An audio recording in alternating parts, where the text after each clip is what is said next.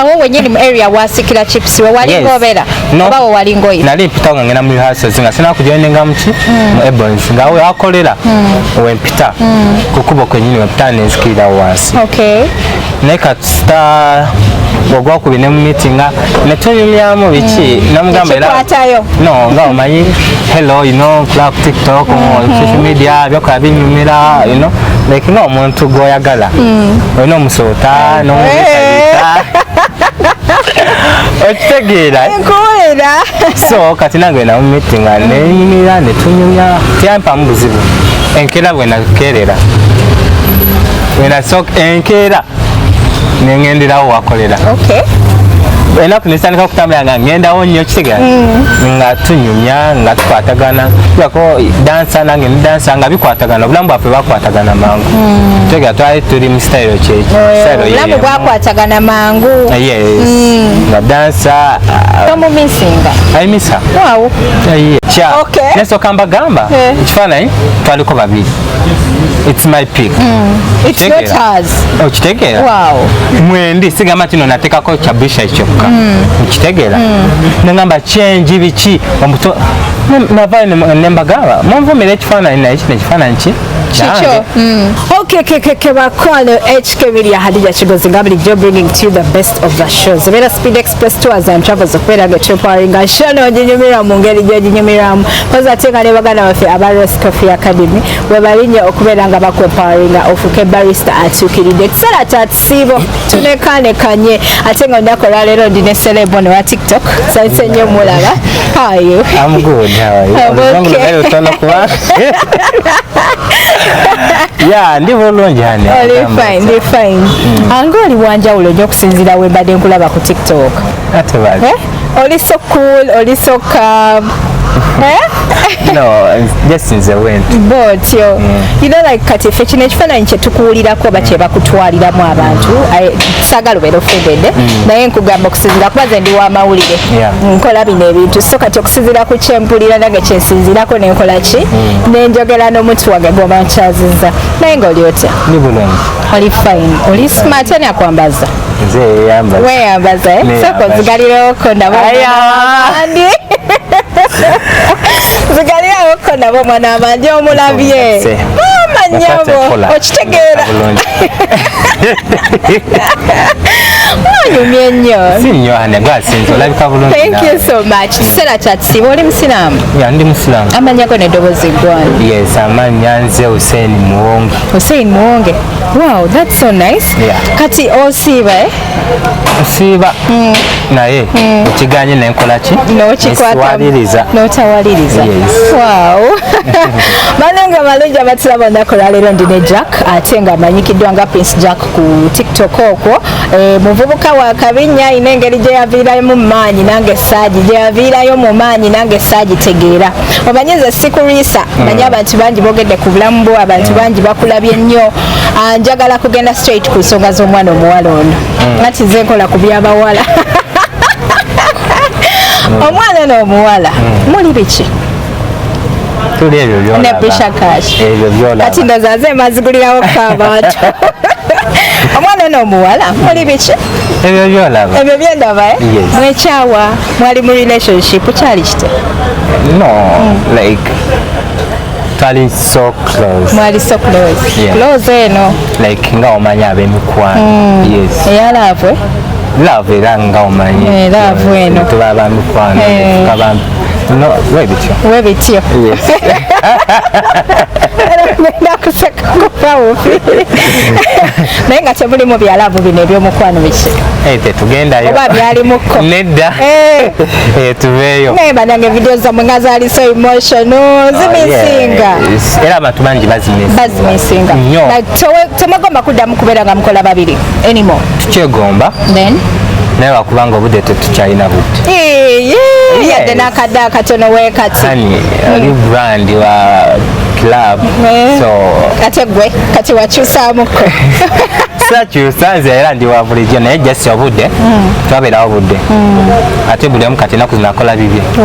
tewamu ka space akola bibye nange nkola ebyange nakulaba nga ojoininze Ebons whereby nti essaawa eno kati ekitto like okitadde ku next level. How does it feel? How does it feel? So good. So good. Yeah. Watuukayo tabu Ebons? Tebyali byangu era olina okuyita mu kugezesebwa era nange kwe nayita mu za audition bayita abadansa bangi bajja nga gwe kyolina okukola kubakakasa. Wow. Yes. That's so nice. Kati oliyo nga dansa oba oliyo nga actor? Ndi dansa naye like mu Ebons nze era Ebons njebaza Ebons ogenda oli dansa not to kind of act. Nebakuwa skills endala. Yes. Ebons. So kati career yeno gy'opikkinze yo acting for example olabe kutwala wa myaka egijja amaaso? Actually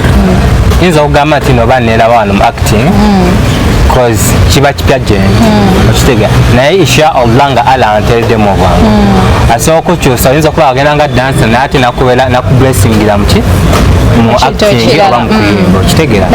so buli nze kyebampa kyenkola kyokola. Wow, ekyo kirungi nnyo. Nkuzaayo ku TikTok eri omanyi ewali pati gy'ennyumirwa okimanyi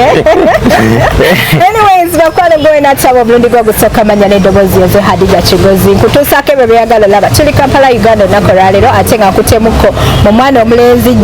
Prince Jack Uganda ku TikTok awo ate nga abadde ng'akolanga ne Brisher Kash emabega awo naye simanyi kyawatuukako baba bakisako mbulire mwayawukana mutya mwakeera mutya ku makya ne mukita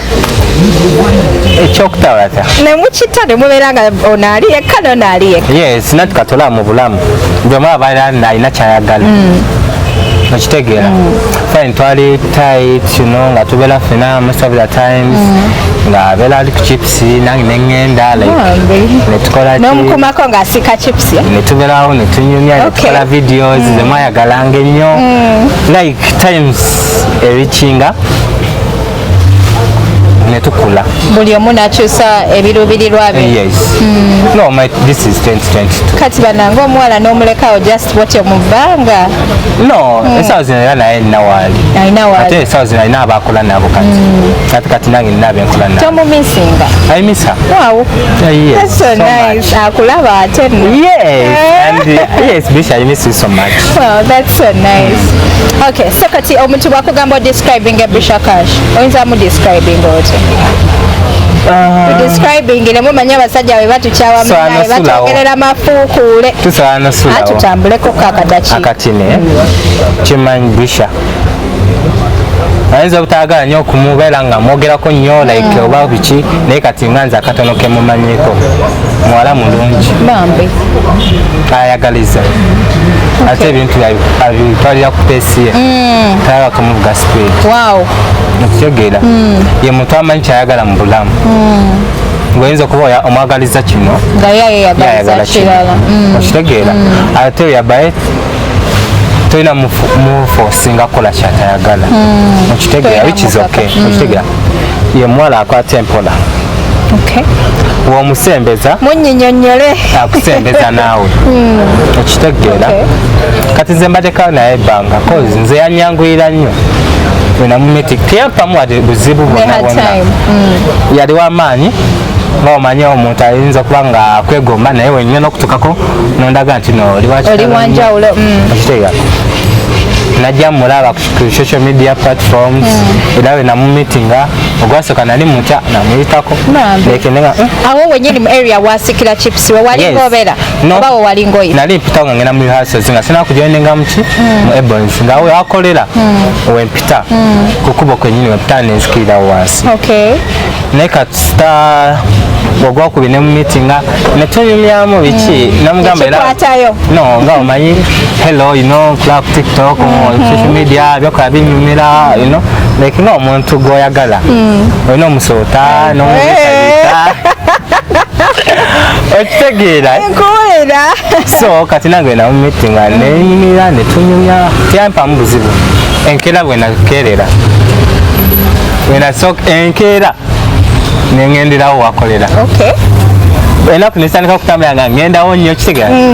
nga tunyumya nga tukwatagana yako dansa nange dansa nga bikwatagana obulamu bwaffe bakwatagana mangu kitega twali tuli mu style kyeki obulamu bwakwatagana mangu yes nga dansa no comedian ate nga binyuma kale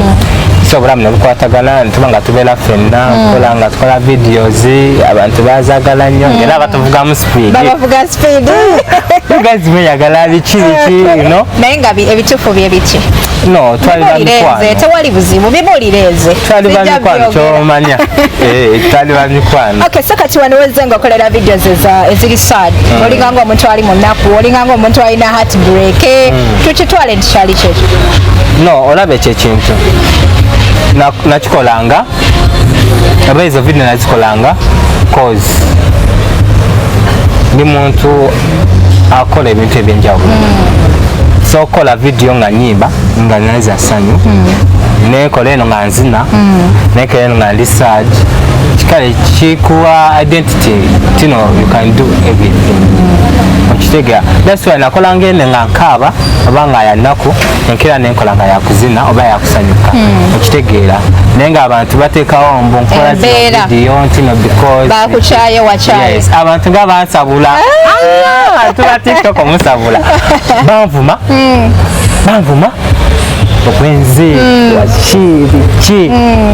banvuma bampa level nze bangambako nave masaka nga bansenene tekirina ngeri gye kyakisabu nko kariyayo nga gwe ng'omuzinyi oba nga gwe tiktoka nti n'obeera nga oba oli depressed n'owulira nga okedde ku makya nga tokyayagala kukola video yonna ani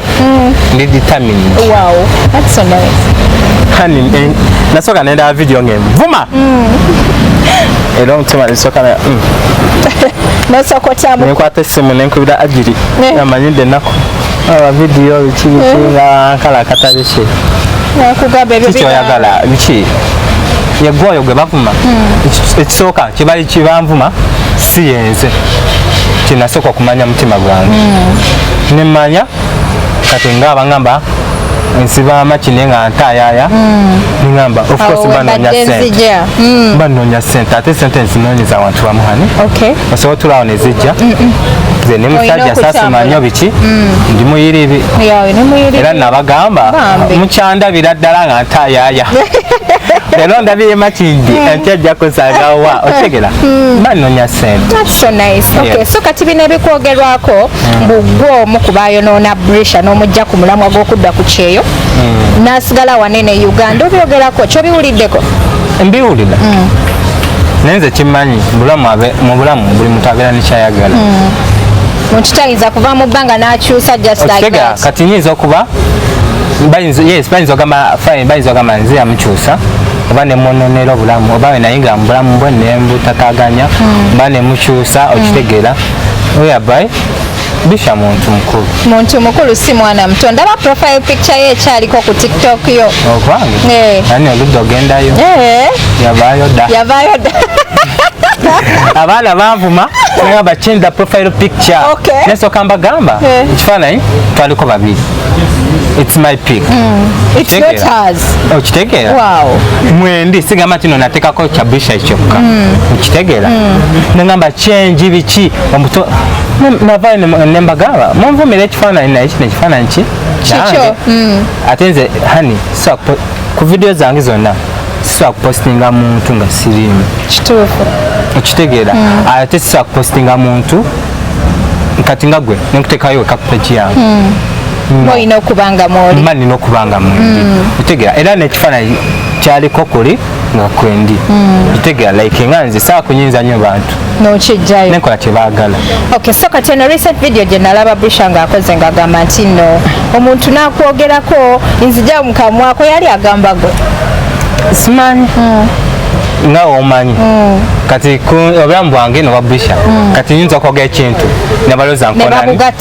nebagamba njogerakuye oba naye ayinza okwogera ekintu kati waliwo live gye yakoze nalive ng'agamba bamubba essimu biki ate abantu abagi bamumanyi kati abantu era walaba nga walaba nga mu comments bagamba Jack okitegeera owulira otyakola be comments ng'ezo I just laugh cause the scenes okitegeera cause nkimanyi twakuba ndi muntu yekola nze sifunangako kintu kyabwereere buli kimu ekikoleredde okitegeera ate era naffe batubba tebakubangako bansibako kati wabeera ne ex sobagamba ti no ex wange bakubanga yali amanyi password okitegeera naye kati Brisher nga yite yakyoyijja mukamwa nagamba oba nti no Jaaka oba agiri oba ani naye abantu bo abantu bateekawo eyo embeera like ntino bateekawo Jaaka iki okitegeera nze omanyi nava ne mu byokunyiiga hani kati omuntu anvuma mwana obudde nendaba ekintu kyayogera kubanga that's not me ogenda kunvuma ogende ku page yange ngate nze ndi musanyufu okitegeera okole eri eyo ngonvuma oje kati ate abantu ba TikTok abamba balina amagezi bagezi nnyo kati sometimes ayinza okugenda ku page y'omuntu anvumye nalowooza nti nokwanga nadduke wange labo banaziza omuliro hani nembanga atalina kyenawulidde nosanga nga ate ndya nkoko java otegeera kati kyongera okukyalinga obwongo nogamba omuntu ono gendiko kiki nga tabitegeera ate ekisa nagamba kamwesonyiwe kubanga atakola ki tandika yenza that's how you live your life. Okay, so kati nawuliddeko nti watandise okuyimba mbufunze nga tuwumbawumba nawuliddeko nti watandise okuyimba ddala kituufu njagala okakasa watandise okuyimba yes naye akyogera namaanyi kyaku inspiring like oludde ng'okirowoozaako no kyazze buzi weezuddemu talent empya no si talent kati ondaba ndi musajja muyerebe ate nga music business yes ndi dancer nagambye natuddawo neŋŋamba yes Jack bakumanya oli dancer you can act sometimes you can kwemola sometimes okitegeera kulwaki tuyingizawo ekintu ekirala nenomba studio nosumulula omuziki hani sikolangako vocal training simanyi nyimbo yakuyimba nanomba studio nafuna Roger ampandikira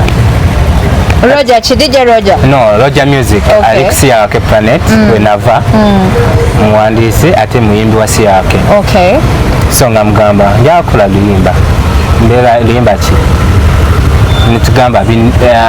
mbitadde ebyalavu kati ate wenakola mbitadde ne bagamba kati yamukubidde oluyimba abaana banvuga speed okitegeera yamukubidde oluyimba mbu mbitadde ebiki no nagezaako kati ndi dansa kati neŋŋamba sometimes nja kulinnya stage abantu balabe nga nzina yes jakozinye what next nogamba koyingizeewo akayimba jakakwata mike kuba Michael Jackson yimba nga wozina okitegeera njakuba neyimbira nga wekwaki wenezinira oyabaye kyanyumira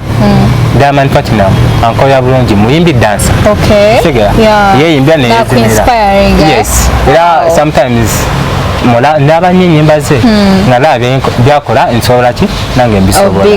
okitegeera neŋŋamba so kamba sabule banenge tigera nkubeera tuwumbawumba olunaku olwaleero bangambire bayagala music bimwagala music wa Jack siri mulungi nnyo mba ndi vocalist maye vocals biki siri mulungi nnyo ate era siri nnyo talented mu kuyimba naye just appreciate kyembawa bambi mbasaba kyembawa mukometinge musharinge ku YouTube channel yange Prince Jack ne ku Instagram Prince Jack Facebook Prince Jack n'omukyalo ono munebalize konzani abeera n'omukyalo w'amaanyi agendako ku page ye Facebook ku gundi ye thank you so much now oli w'amaanyi bami mufollowing ate musubscribing ayinako waka mulungi